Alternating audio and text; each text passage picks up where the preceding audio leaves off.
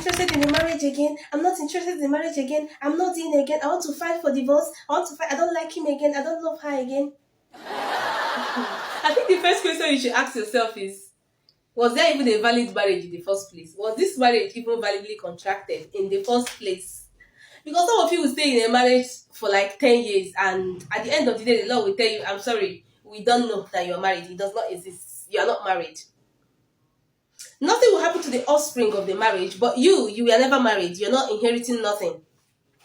Nothing. Like you were never married. So let me tell you why some marriages have to go through divorce, like divorce proceedings. You file for divorce, you prove your case, because the court is not always eager to, tilt towards granting or dissolving marriages. You have to prove your case. So some marriages have to go through filing divorce processes, proving your case, and eventual decree absolute. Other nicer and other absolute, of course. Others, you don't need to really do that. Sorry, you don't need to do. Just the court will just nullify. It's just nullity.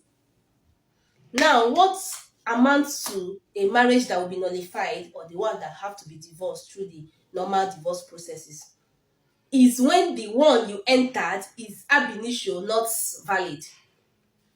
When can it be said that the marriage you entered was never valid in the first place? One, if you married a prohibited relative. Some of you were labonot. You stay in Lagos or you stay abroad, that you don't know that this person is your relative or your cousin or related to something. Restricted relatives. If you marry someone who the law restricts that you get married to, it doesn't matter how long you've been married, that marriage is invalid. And once it gets to the point of, ending it officially, you don't need to go through divorce proceedings because it never existed. It's just a nullity. Court will nullify it. The second one is this one goes to the ladies. Because he's Odogu, because he's an Odogu man, he has money. You now push your head. You know that this man is married, validly married. It's bigamy. He's validly married. You now went and shook your head. Maybe he now corner and married you at the back. Another under the act. Registry marriage, codedly. So that if anything happens, you come out and say, "Action lady, this is my certificate. He married me." I'm sorry, that marriage is a nullity. Like, it's invalid. It doesn't exist. It doesn't exist anything. That your certificate is invalid because it's bigamy. So in that case, the court is not dissolving the marriage because the law sees it as nothing even existed in the first place. The law literally sees it as you'll be wasting your time. Nothing existed in the first place. Okay? It is a different case if he was married under the custom. Good. He can take as much wife as he wants. Customary law. But once the person is married under the act, the one you call court wedding or church wedding, whether it's in the court or in the church, it's the same thing. That's marriage under the act. He cannot marry you again under the act. It's invalid.